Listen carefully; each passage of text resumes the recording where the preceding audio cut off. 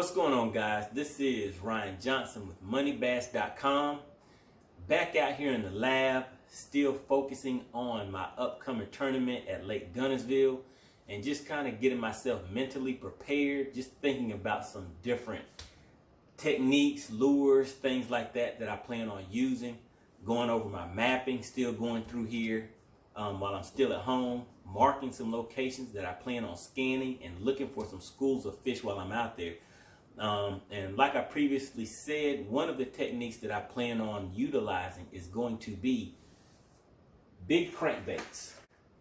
I have some 10XDs, 8XD, 6XD crankbaits, basically using those as a search tool along with my units once I locate those fish and see if I can get those schools fired up and start getting some fish to the boat. So right now what I've kind of been running through my head is that I know that they have a lot of white bass on that lake. They have some big drum, those type of things. And from what I've seen and found in my research is that they kind of school up together.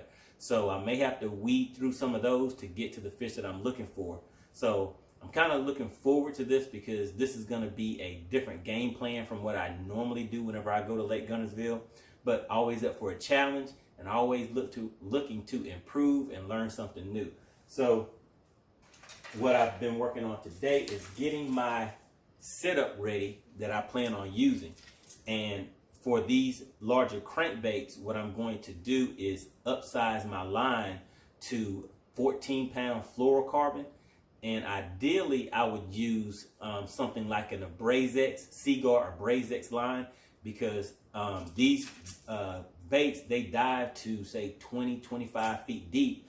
But I still plan on getting those down and grinding those into the bottom. So they may be hitting rock, going through trees, different things like that. So I want to have a line that can withstand those type of nicks, dings, and things like that and don't necessarily break off before I have a chance to go through and check my line. So I plan on checking that a lot and retying these because you don't want to lose these big crankbaits. They can get kind of expensive if you can't hold on to them. But the rod that I'm going to use, it's a Micro Magic Ducket 711 cranking rod. So this has a real good tip on it with that length. It's going to definitely allow me to get some very long casts. The reel that I'm using is a Revo the Revo winch reel, and it's a 5-gear ratio reel. So that will allow me to continuously throw these baits and work them back to the boat. I'll be pretty much reeling these real fast and burning them. But with a 5-gear ratio, even when I'm reeling that real fast, it's not going to be moving it as fast as say if I had a 7 or 8-gear ratio, which would really tire you out. This is going to allow you to still be able to get some good speed on these crankbaits, get them banging across the bottom of the lake and hitting that structure that you want them to hit. And at the same time, you can do that without wearing yourself out. And as I was saying with the line, that thickness of line, throwing that 14-pound line, I wanted to more than likely with the, so this is a 10XD. With the 10XD, I'll stick with 14 to 15-pound line. With the 6XD, I'll probably go with 12-pound fluorocarbon with that. But with the 8XD and 10XD, I definitely stick to that stronger line because these baits are pretty heavy and you don't want to run the risk of breaking those off on the cast. They float, so you will be able to get the bait back, but you just don't want to have to waste your time of going to retrieve it, retie it, and things like that. But that's pretty much what I have for my crankbait setup. The other thing that I'm going to do with that is change the hooks out. And let me see, I have, for instance, on this 6XD, it's a KVD Mustad, I think it's an Elite treble hook, and I want to get the 2/0 hooks to put on the 10XD and possibly, so this is the 10XD, so I'll probably put the 2/0 hook on the 10XD and possibly on the 8XD. but I may go with the 1/0 hook on those. I wasn't able to find those today, so I'll have to go out and do a little searching tomorrow to see if I can locate those. I don't want to order those and have to wait and hopefully get them in time before the tournament this weekend. But I've already put those hooks on my 6XD crankbait. I'm just waiting on those because they come with these round bend hooks.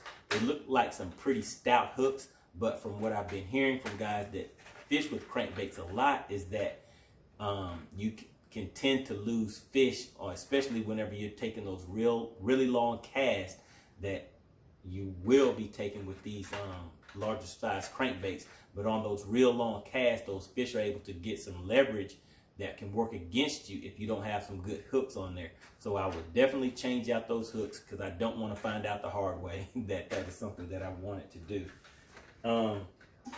But pretty much that is my game plan with my crankbait. I pretty much plan on starting out with that, which would kind of go against my normal routine whenever I go to a lake. You know, I kind of start off shallow in the morning, see if I can get that shallow bite.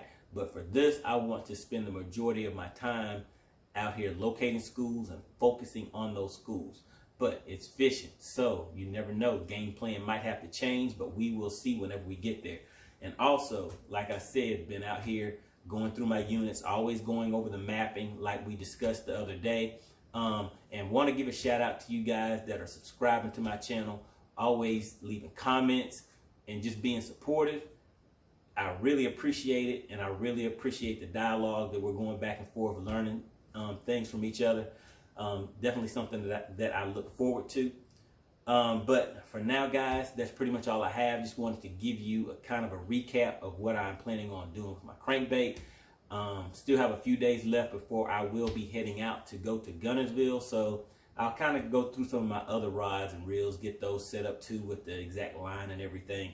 Because I don't have everything completely set up yet, but for the most part, everything's good and ready to go. But hey, guys, wish me luck out here on Guntersville. And again, leave some comments down below. Let me know what is your personal best that you have caught on Lake Guntersville. All right, guys. Really appreciate it. See you on the next video.